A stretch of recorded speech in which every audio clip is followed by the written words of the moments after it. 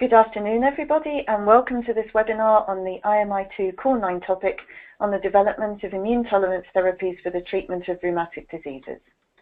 My name is Catherine Brett, and I'm going to kick off today with a little introduction on how to use GoToWebinar, the webinar tool, and then I'll give a more general introduction to the call and give you some tips on how to do a good proposal. After that, Neil Gozzard of UCB will present the call topic, and at the end there'll be plenty of time for questions and answers. So, how to use GoToWebinar. It's extremely simple. At the top right-hand corner of your screen, you should be able to see the panel. You can expand and minimize it. You can make it go full screen, and you can attract my attention by raising your hand.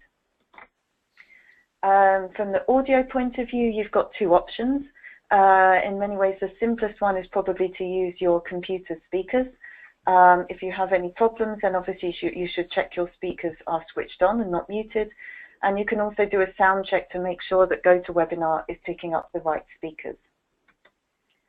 If you want to listen in over the telephone, just select telephone in the audio panel and dial the numbers given. If you want to get the number for another country, or if you're having some problems, you can find additional numbers under the additional numbers link. The most important thing for most of you will probably be asking questions, and here you've got two options. The simplest is to send your question in writing just by writing your question into the questions panel and hitting send. If you want to ask a question over the phone, you can do that, and to attract our attention, you should click the raise hand icon. So, just a few notes before we get started with the content. IMI2 Call 9 hasn't been launched yet, so you should consider all information on the call to be indicative and subject to change until we get IMI Governing Board approval. As soon as we can launch the call, we will, and all the information, the final information, will be published on the IMI website, and I would really recommend you to go there and read it thoroughly. We are recording this webinar, and it will be published along with the presentation slides on the IMI website. We'll also circulate a participant list so that you can network with your fellow participants. So, on to some tips for you and some general information. So, we'll be covering in this webinar, thanks to the team from UCB and GSK, the objectives of the project, why we need a public-private collaboration here, the structure, the contribution that's expected from you, and also any key deliverables. We won't be covering the rules and procedures. We have a webinar on that on the 25th of April at 10:30, and if you have any questions at all about that, I really recommend you to sign up for that. So, how should you submit a proposal, and what tips would we give you? The most important thing is probably to read all the relevant material. It may seem like a lot, but this really will save you time in the long run, because you will be much clearer on what you're doing and what's required of you. Similarly, make sure you understand the IMI2 rules and respect them. And if you have any questions, either about the call topics or about our rules and procedures, then please contact us. It's our job to help you. If you have questions about the topic itself, please don't contact the EFPIA coordinators. The reason for this is that that could open up questions of conflict of interest, so it's not a good thing. Another thing is to provide the reviewers with all the information they will need to review your proposal. Start working as soon as possible. It takes time to put together a proposal and a consortium. At the end, don't forget to finalize and fully submit your proposal. There's more details on all of these tips on our website at the link you can see there. There are some common mistakes that we see. Some of the things are quite basic. The admissibility and eligibility criteria are not met. So, for example, make sure you don't miss the deadline. One piece of advice here would be, don't wait until the very last minute to press the last buttons in the submission tool. It can take a few minutes for pages to load, and then you could find yourself over the deadline. Make sure that your proposal is in the scope of the call, of the topic. Respect the templates and respect the basic requirements regarding the minimum number of legal entities. And also make sure you don't have redundancy between the partners. Make sure you address all the objectives, and also remember that you need to address the impact question. In terms of finding project partners, there are a number of options. One thing is you can network with your own contacts. That's probably the best way. You can network with your fellow webinar participants. We also have the IMI Partner Search tool and the IMI Local Contact Points who can help you. The national contact points in your own country can help you, and there's also social media, for example, the IMI LinkedIn group. So there you have again our email address, infodesk@imi.europa.eu. That is the place to send any questions you might have. And so on that note, I'm going to hand over to Dr. Neil Gossard, who is going to present the topic. Neil, it's over to you. Okay, thank you very much. Good afternoon, everybody. My name is Neil Gossard. I work at UCB in the UK. I'm the Senior Director of Inflammation Research there, and I've worked in industry for over 28 years. I'm a pharmacologist by training, and I have specific interest in novel therapies for rheumatic and respiratory disease. I have some involvement in a couple of IMI projects. Most notably, I'm the EFPIA leader for the ongoing Be the Cure project as well. So that's a little introduction to myself. This call is a very interesting call from an industry perspective. We see the need for the development of immune tolerance therapies for the treatment of rheumatic diseases and other autoimmune diseases as being a clear unmet need, and also an opportunity where we can really impact patients. So this schematic on slide 1 is meant to represent the natural history, or the course that an arthritic patient would go through.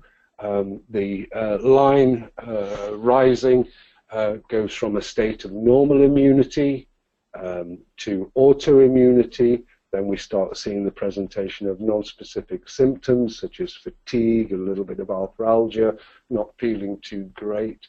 And then we get diagnosis.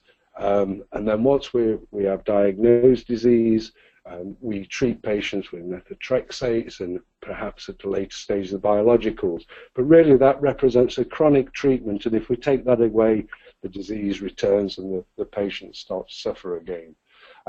If the disease is left unchecked completely, we get to a stage of chronic joint destruction and disability. So we can see that there is a need to induce tolerance or reset the immune response in patients with both established disease, and what we would like to do there is to put them into drug-free remission, but also we think that maybe patients with early disease may be more amenable to immune resetting or tolerance type approaches. And in order for us to treat those sorts of patients, we need to be able to identify them early before signs and symptoms appear, with a high risk of developing RA, treat them early to reset their immune system and cure the disease before any joint damage has occurred.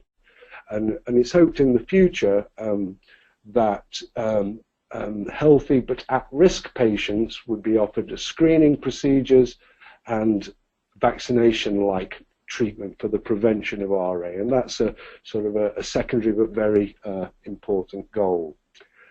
Next slide, please. I think it's drug-free remission through immune tolerance, if you work in the field, is the holy grail of immunology research, and novel therapies are required, particularly for autoimmune diseases. Peptide immunotherapy is, for example, used effectively in the treatment of allergy, and now we're looking beyond allergy to see whether immune tolerance approaches can be applied. But such an ambitious goal requires collaborative efforts in public-private partnerships like this one, and the critical need is that we see being able to progress immune-tolerant therapies through the clinic is for biomarkers. One, to allow for patient stratification to select those patients most likely to respond, and also that we can follow the effects of immune tolerizing drugs in patients in early clinical trials, and therefore we don't need to go to the full clinical endpoints when we're investigating those exploratory drugs. We also need to look at interventional clinical studies to explore the tolerance potential of existing drugs in the right population, and some studies have been done with the anti-CD3s, IL-4 blockers plus the peptide immunotherapy type approaches. And in order to do this, we need extensive collaboration between patients and the clinicians, obviously, the biopharma industry, SMEs, which are often developing new technologies in this field, but also the patient groups and regulators. It's important to get their input, particularly since in this project we would aim to treat healthy patients early in the future with immune modifying agents, so that's clearly has a regulatory impact. Next slide, please. Okay, so the objectives of the full project are the development of tools for immune monitoring of T and B cells and other immune and inflammatory cell types. We don't necessarily want to restrict it to just T and B cells. Identification of relevant RA patient cohorts that perhaps would be suitable for testing tolerized therapies.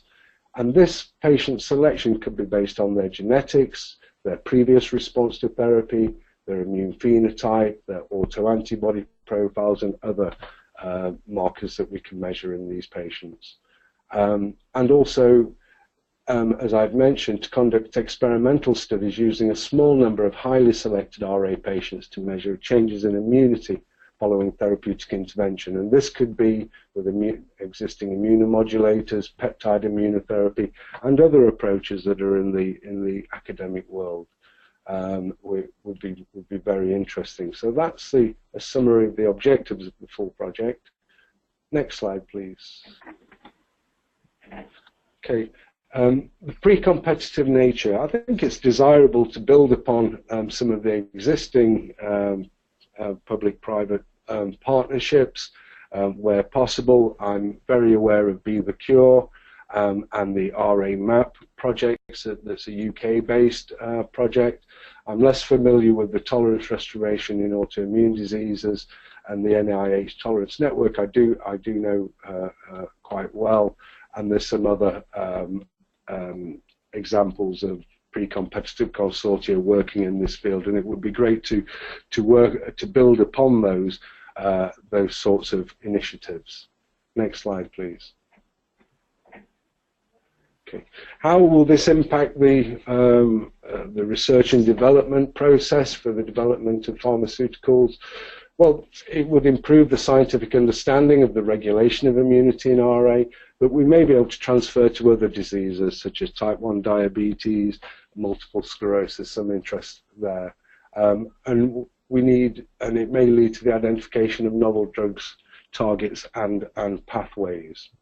As I've mentioned, biomarkers that reflect a quiescent or tolerant immune state would enable short proof of concept studies to test future novel therapies, and also patient stratification, to the ability to select the patients most likely to respond, will reduce failure rates in clinical trials. So there is significant potential impact on the R&D process as well as for the patients. Next slide, please. So this is the suggested architecture of the project. This is a suggestion, and other organisation would be welcome. It depends on the nature of the expression of interest. But for example, work package 1 could contain the project management, coordination, dissemination, sustainability of the project. So the overall coordination of the scientific work package, the delivery, and the budgets. The science is in the remainder of the work packages. So work package 2 could be technologies for monitoring immune state, immune phenotyping, patient samples, using state-of-the-art technologies. In work package 3, this is where I think the real clinical aspects come in. So the patients, the cohorts, and the ethics of doing those studies, analysis of retrospective samples, patient selection, and also coordination and running of prospective clinical trials. Another work package could focus on the mechanisms of immune tolerance, so this is basic research, analyzing patient cells and samples to try and identify novel targets and pathways relevant to immune tolerance. And then you need a way of bringing all this data together, interrogating it, and trying to identify biomarkers, new targets, and patient cohorts. And this could be in the work package 5, bioinformatics and data analysis. So that's the sort of architecture we had in mind, but obviously we're open to suggestions on that.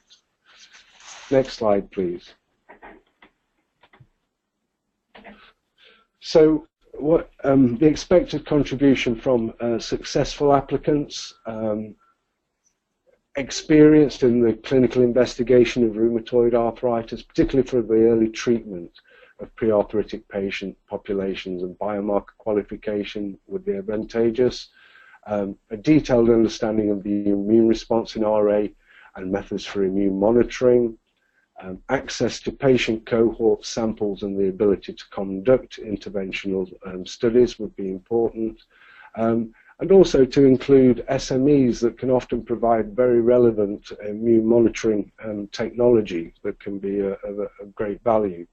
And also to involve patient groups and seek regulatory advice from EMEA and FDA as required.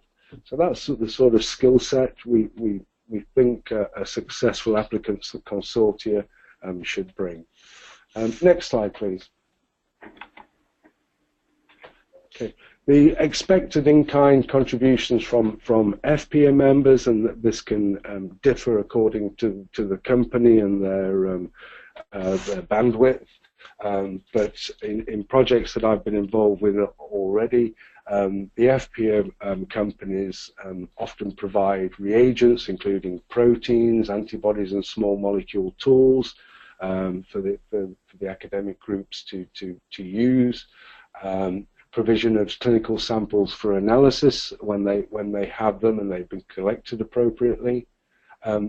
They often have very good omic technologies, so we can access cell analysis technology and other omic technologies that reside within the companies.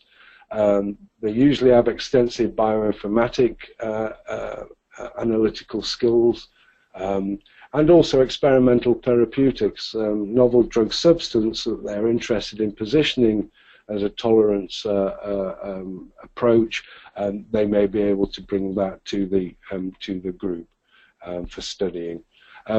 They often provide postdoctoral and PhD funding, and also many companies have access to informatics tools to provide direct access between patients and healthcare professionals to help monitor disease state and their response to therapy. And these sorts of things may be made available by the EFPIA partners. Okay, next slide, please. What's in it for you? Well, I think if you're an academic researcher, it's the opportunity to discover and deliver transformational therapy to rheumatoid arthritis patients, and to help improve the understanding of immunity and tolerance in autoimmune disease. Also, a benefit is building links with industry for future collaborations as well, which I've seen happen quite often. For SMEs, it's an opportunity to develop and validate your new technology in a clinical setting, working alongside academics and industry. And also for patient organizations, it's valuable to get patient input on clinical unmet need, how a new therapy would be received by the patients, and to have their perspective on the sorts of therapies that we're thinking about. So that's what we believe is in it for the academics, the SMEs, and the patient organizations. Next slide, please.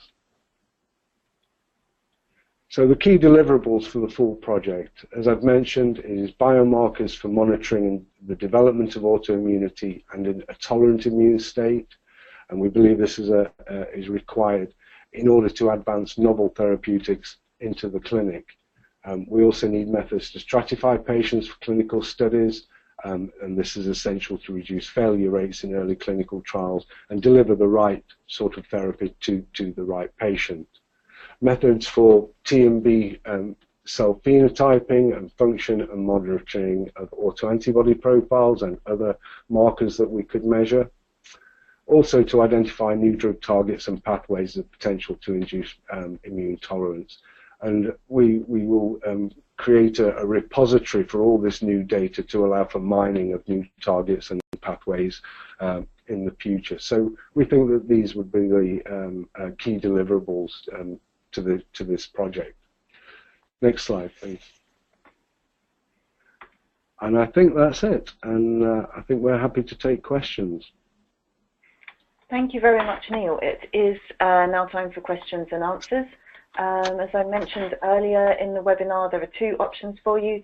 You can type your question in writing and click on send, or you can raise your hand and ask a question over the phone. In addition to Neil, we also have Graham Summers on the line. I'm just unmuting him now so he can answer any questions you might have. I don't see anything coming in for the moment. So I will just remind you that after today, any questions you have about this topic should be sent to the IMI office and not to any EFPIA people that you might know.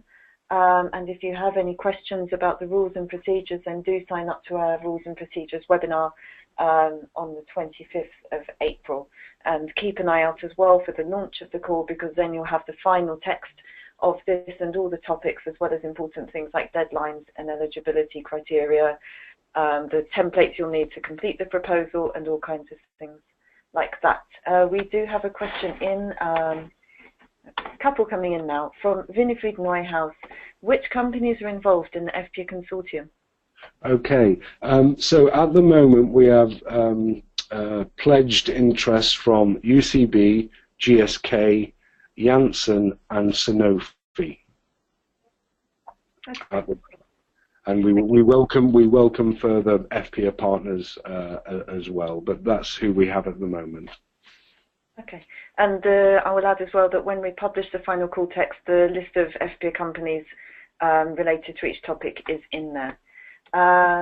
We have a question from P.E. Papadaki. Do you envision any animal model studies under WP4 mechanisms?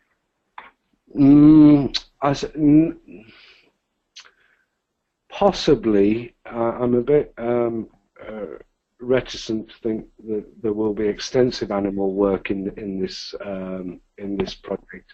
It will be mainly human based, but I think some animal investigations, particularly to help validate a novel approach, could be appropriate, but I don't see it being a major part of the proposal. Okay, thank you. We have a question from Patricio Arrigo. Is the identification of the environmental effect on RA onset and progression admissible? Can you just say that again slowly, please? Sure.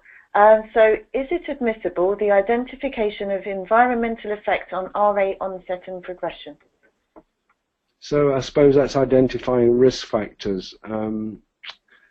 Yes, but it wouldn't be the main area of interest, not from an industry perspective. Okay, thank you. And Patrizio, if you have any further clarification on your question, don't hesitate to send in another one or raise your hand and I'll unmute you and we can look into that a bit further. Birgit Hollenbach asks if we know when the call will be launched.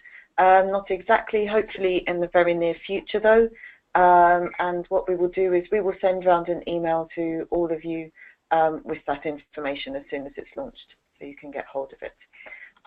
Mario Grouse asks, would cell-based therapeutic approaches be of interest for this call? Yes, I think that is in scope. That's right. It depends exactly what we're talking about, but yes, I think it is in scope. Okay.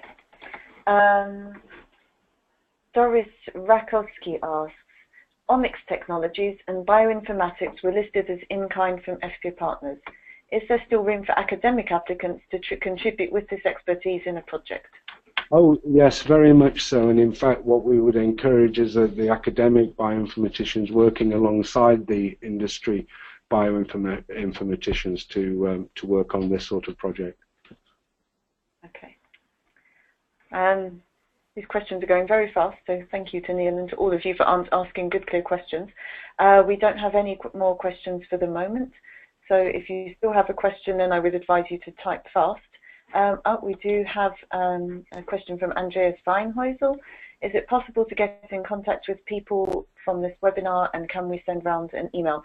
So yes, as I said at the beginning, we will put together a participant list of everyone who signed up for this webinar and send it round. So you can use that for networking, yes. So you'll get that. Okay, I want any more questions for the moment. So I'm going to say thank you very much to Neil. Oh, there's another question. Winifred Neuhaus again.